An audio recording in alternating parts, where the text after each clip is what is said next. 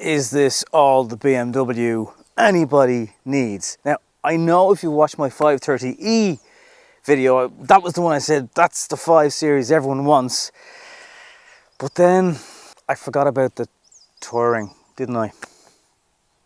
I mean, the boot is massive. It truly is a huge force to be reckoned with, and that's before you even drop your split seats to give you a load that would, challenge a small size van. But a van that doesn't have a BMW badge on the front or the back, for that matter. There are some storage areas, things for clipping bits onto a 12-volt charger if you like your camping, and there's a little bit of space, not an awful lot of space, a little bit of space down below, which also houses your locking nut, because you don't want anyone to get their hands on these alloy wheels because they're pretty good looking. And on certain models you'll get different spec details on the back. eDrive 40, maybe you'll see xDrive, maybe you'll see i5 M60. It just depends. And while the saloon version of the i5 starts from €83,000, you've got to spend about €2,800 extra to go to the i5 Touring, and that's in a sport trim, not an M Sport trim. That will cost you closer to 90. But your rear passengers will also be very comfortable and cozy because there's plenty of knee space and foot space and armrest space. Just 2 cup holders. Nothing fancy, sir, madam. And you get this glass screen which will individually control your climate control in the back, housing 2 USB-C charging ports. My word to the wise though, if you leave anything heavy on this bench and you have to slam on the anchors, that screen is vulnerable. I've done it, trust me. Nothing much has changed up the front of the i5 in the Touring Edition either. You still get these very fancy iDrive control surfaces, 1 wireless charging plate. Still a very convoluted screen with too many apps. We've all, covered this in many reviews, but unlike many EVs, you can precondition the battery and set it up that if it's in cold temperatures and you're driving to a destination, using the sat nav or the manual override, you can get this battery to closer to the optimal charging speed. There's also plug and charge, which is very handy, so you'll just plug in your car and not have to worry about apps, barcodes, cards. It just works. And the whole thing is finished quite nicely. Bit of carbon fiber behind this material.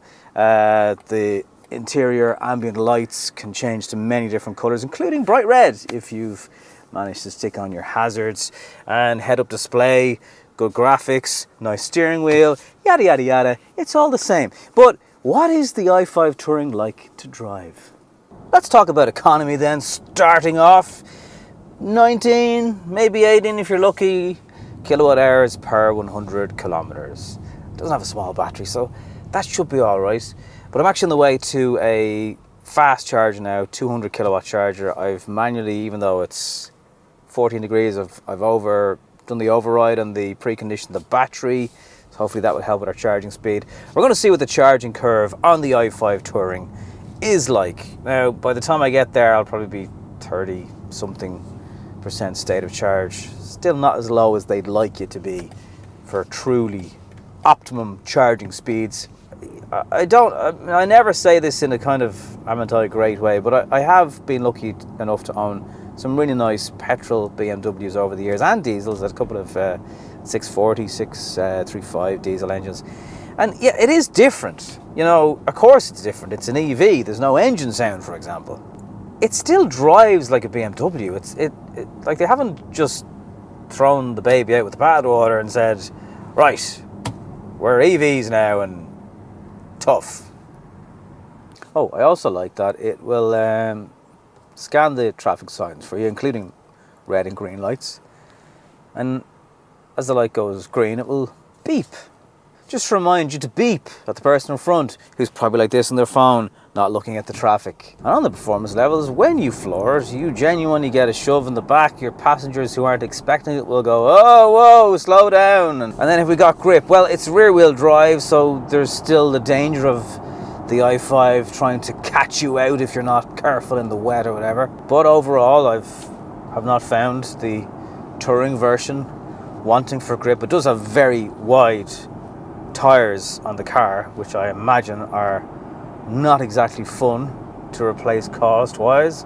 But if you can afford a 90 grand BMW, what's a little bit of Michelin or Bridgestone or Continental between friends?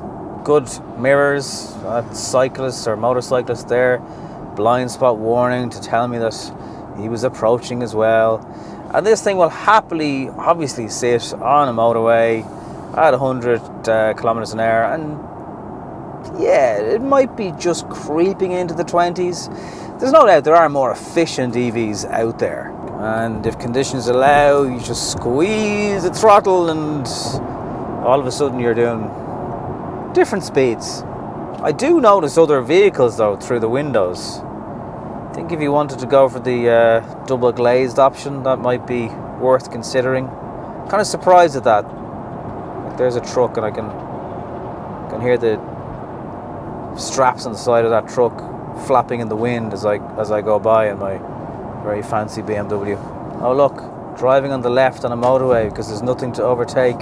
Such a unique and revolutionary idea in Ireland anyway. But yeah, it's good to drive.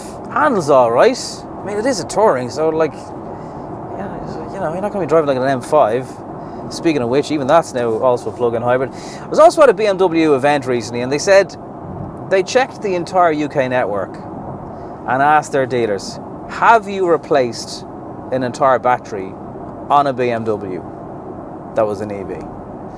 And they said no. They said, we have replaced some cells, but not a battery. I thought that was an interesting figure. There's a little bit of reassurance in that. I don't really think that's exclusive to BMW either. It's not to say a battery's never been replaced in any EV. I'm not saying that. It certainly doesn't seem to be the thing that people keep going on about as much as they're going on about it. So plenty of grip, plenty of power, handles all right, steering wheel feels great. You still feel like your arse is planted in a BMW. But before I give you my summary of the i5 Touring, let's go to the fast charger and see how we get on. Okay, so the moment of truth. Got to Carrickmines, which is a brilliant new charging setup. They even have tap contactless payments. Don't know if it's actually activated yet, but they're talking about it. Use my... Okay, connect the cable, which still aren't long enough in my opinion. Anyway, select payment method. Try to do the little handshake now. Well, actually, do you know what? I'll show you this on the phone, just to make life easier. And hopefully it's a good one after this little wait. See, these are the things that, you know, what are we at now? We're about 2 minutes here. You'd have your 520D half full at this stage.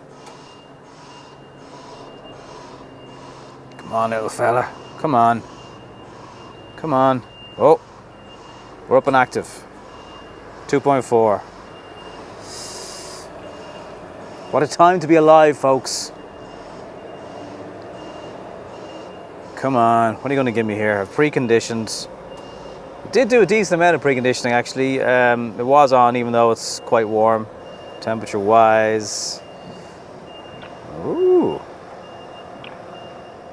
This is good. Okay, seem to... don't be giving me that. 168. Okay, we peaked at 168 kilowatts for all of a split second.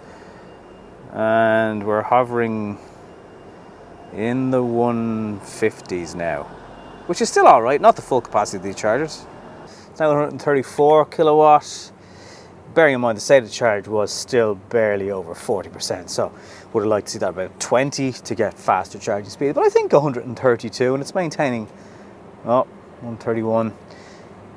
It's still better than 50, which for a long time was the max we could live with in Ireland. So that's 46% state of charge now, delivering 130 kilowatt. It's okay. Pretty sure the Volkswagen ID7 would have a faster charging curve, however. Anyway, from Carrickmines, back to the Dublin Mountains. BMW Ireland and indeed the UK which is very involved now in BMW Ireland, which is no bad thing. They're hot and cold about a 520D Touring. It was off the table, on the table. I think it was off again, then it was on. Definitely at the start of this year, I was in the UK filming these cars and it was on. Now it's off again.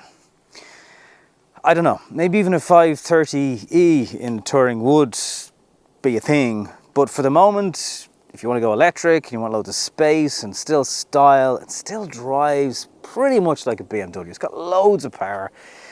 There's a lot of anti-EV stuff in the world right now. In this car especially, I don't see it, I don't want to hear it, because this is still great. Yes, it won't do the 1,000+ kilometers that a 520D would do, or indeed a 535D, but I think we might have to let go of the past there, guys, and look at the future. And the future of estates, in my head, is an i5 Touring. Thank you very much for watching.